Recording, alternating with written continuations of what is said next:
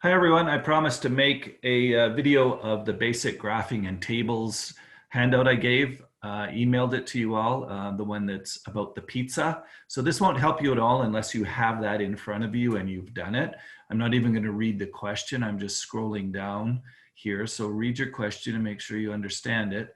We've got a table that shows the different prices of pizza and the quantities of pizza that will be demanded, and we have to plot that on the line. So I'm going to pause this, go ahead and plot it, and come back and see you.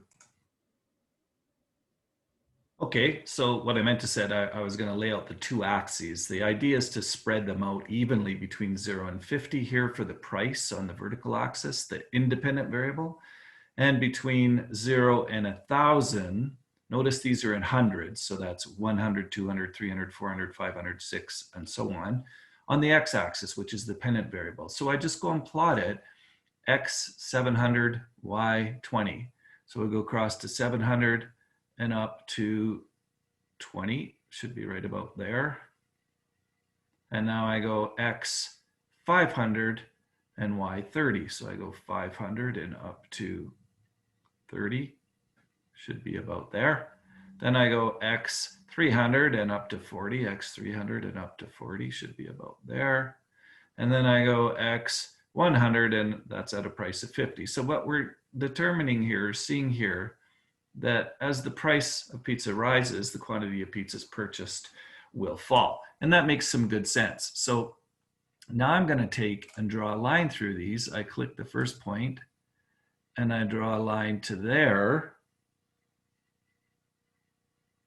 And I've just plotted my curve. So there's the graph of the line. Now that we've got that, we're going to use it to answer some questions.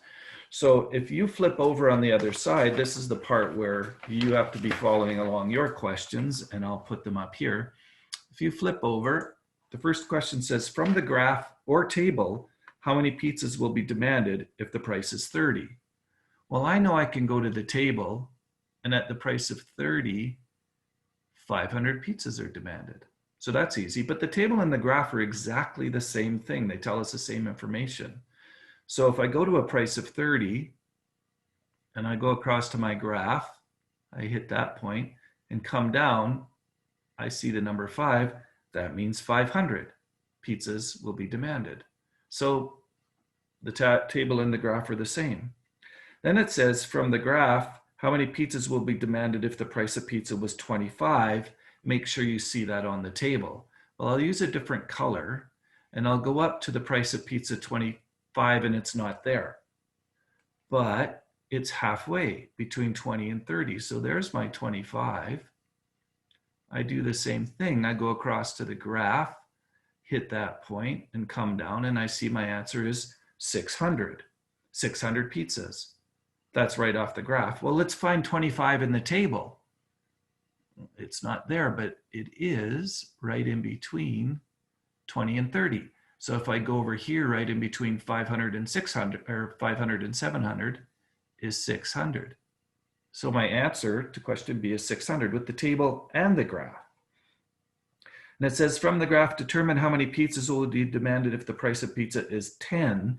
Make sure you see it from the table as well. So let's pick another color. Find the price of pizza at 10. It's right there. So I go across and I go, the graph isn't long enough, but that's okay. I just extend it. So I'm going to come up here and just click this point and extend my graph. I'll try and do this as accurately as possible. Extend my graph. And now I can come along and find out what my answer is. If the price of pizza is 10, I go across, hit my graph, there it is, and I come down and I see that the quantity demanded is 900 pizza. Okay, can I do the same thing up top in the table? Well, I don't have a price of 10 in the table, but look at the pattern, 50, 40, 30, 20. Well, there's a price of 10. Okay, but how does it compare to the quantities and how do we know? Well, it's a straight line, so I can go 100, 300, 500 plus 200 is 700 plus 200 is 900. So I get my answer up here off the table or off the graph. It's exactly the same. For the next question, what price would be charged if we were trying to sell 20, or what price would we charge if we were trying to sell 200 pizzas? Well, I just go across to my pizzas, there's 200, and I go up from 200 to the line, come across, and that'll be my answer. It's 45. So my answer is, well, we'd charge $45 if we were trying to sell 200 pizzas. Okay, so let's see that from the table. Well, here's 100 and 300, and right in between is 200. So if we wanted to sell 200, the appropriate price would be between 40 and 50, and we're going halfway because it's a straight line, and we were halfway over here. So the answer is 45. So you see, you can get all of these answers from the graph or the table. Later on in this course, we're going to have up to 3 lines or 4 lines on a graph. And all you have to do is identify which line we're talking about, and then do the same thing we've just done. Go from the price or the quantity and figure out the other answer. So the very last question on this wants you to calculate slope. So you need to know that slope is rise over run, which most of you would probably, that's the first thing you'd go. Or it's this thing called change in y. So the change in the y-axis divided by the change, that's what that triangle means, in x. Or if you want to just lay out the actual numbers, it's y2 minus y1, that's the change in y, or the rise, divided by x2 minus x1, that's the run. And those have to be in brackets because you got to do them first. So either way you do it, you just pick 2 points. I'm going to pick 2 points on here. I'll clear this and come back to you just in a second. Okay, let's pick 2 points. Why don't we pick the first 2 points? You need 2 points to do this.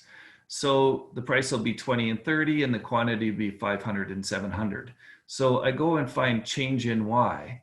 Well, change in y is the change in price. Let's do 30 minus 20. So I can do 30 minus 20, and now I have to divide that by the change in x. Well, the change in x would be 500 minus 700. Notice how I'm doing it, 500 minus 700, because I'm matching it. When it's 30 minus 20, it has to be 500 minus 700. And this works out to be 10 over minus 200. So that answer is minus 0.05 is the slope. So we calculate the slope doing rise over run, change in y over change in x, or this third formula, which is exactly the same. And we did it from the table, but I could also easily just take that point off the graph and that point off the graph, which are the same as these 2 points, and calculate it right from the graph. Change in y over change in x will give us the slope. So hopefully that helps you understand this.